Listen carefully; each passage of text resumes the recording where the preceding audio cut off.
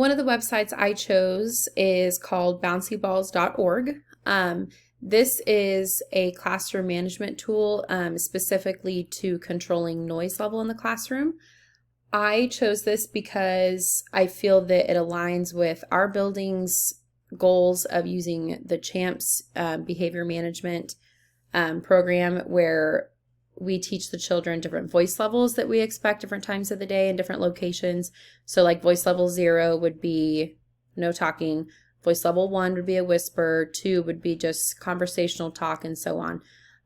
So there are points of our day, obviously, when we're doing independent things that we need little to no talking. And so I found this website when I was searching, and I feel like it would be a great source to use because it provides a visual for students, and it gives a way for them to physically see if their noise is getting too out of hand in the classroom, other than me just constantly reminding them. So when you go to the website, it'll look like this, and it'll say start bouncing, and then it'll have all of these little bouncy balls at the bottom of our screen. So you'll look over here to the side. They've got, right now my microphone is off, so obviously you would turn that on. Here in a second I will do that so I can show you what it does. But then there's a sensitivity level, so you can turn the sensitivity way up to where if your device is sitting in one location of the room, you can turn up the sensitivity so that it's picking up sound throughout the whole room. And then you can increase the total number of bouncy balls in the image so that you can have more that the students can see. And then there's different themes. You can just have normal plastic bouncy balls. You can switch to emojis, numbers, bubbles, eyeballs, all sorts of different things. So I'm just going to go to the original plastic. You also can go down here for the noise alert. You can either select no sound, or it beeps at them when the noise is too high, or it just gives a shh sound back at them, which again I think it's kind of a fun way for them to monitor their own sound levels. So if you're trying to do testing or small group work, the rest of your class can see, oh, we're getting too loud, I can see the balls are bouncing. So let me show you how this works. Obviously it's going to pick up my voice, so it'll start to reflect that.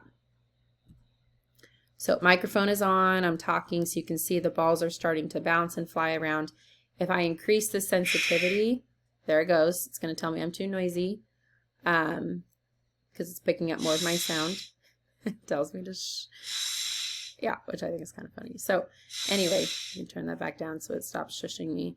And then the total, again, you can increase to where there's lots of bouncy balls, which if you increase sensitivity, then it'll get to sound even quicker. So if you really want them to be silent, I would recommend increasing as many balls as you can and as much sensitivity as you can so that it reflects quicker that their sound is getting too much. So anyway, I thought, like I said, that this appeals to the audience for this would be obviously used in the classroom for your students. I'm going to turn my microphone off.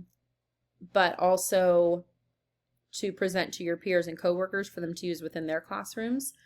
I feel that, like I said, it provides a great visual for the students. I think it aligns with the IST standard of 2.6.A, which talks about students' ownership of learning. So I feel like it gives them the responsibility of keeping track of whether or not their sound is too loud for what we're trying to do. And then the other standard I chose was 2.5.A, which is to adapt to student needs, which again, I think it does a good job with providing a visual for the students.